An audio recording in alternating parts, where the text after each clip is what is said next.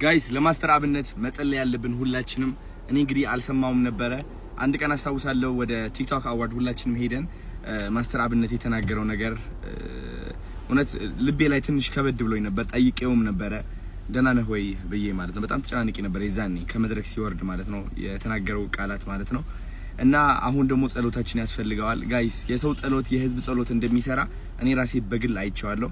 አንድ ሰው ሲጸልይና 1 ሚሊዮን ህዝብ ሲጸልይ እግዚአብሔር ከምታስቡት በላይ ይሰማል፣ በጣም ይሰማልና ለማስተር አብነት እንጸልይለት። የሚፈልገውን ነገር እንዲያገኝ፣ መንገዱን እንዲያቃናለት፣ ጤናው እንዲመልስለት፣ እድሜ እንዲሰጠው ይህ ወርቅ የሆነ ልዩ የሆነ ሰው እዚህ ምድር ላይ ኖሮ ማለት ነው ከራሱ በላይ ብዙ ሰዎችን እንዲያግዝ ሁላችንም መጸለይ አለብን ማለት ነው። እውነቴን ነው የምላችሁ። እሺ። እና ብዙዎቻችሁ ደግሞ እየተጨናነቃችሁ ያላችሁት ማስተር አብነት እንደነገራችሁም አትጨናነቁ ብሏችኋል። because የእናንተ ጭንቀት ምን እያመጣበት ነው መሰላችሁ?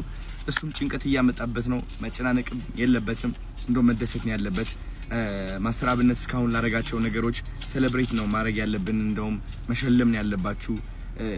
ደስታ ላይ እንዲቆይ አወንታዊ የሆነ አስተሳሰብ ላይ እንዲቆይ በተቻለን አቅም ማድረግ ይኖርብናል ማለት ነው።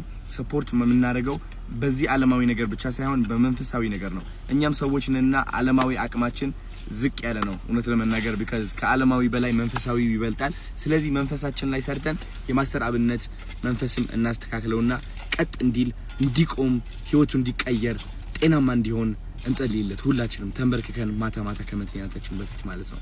ወዳችኋለሁ።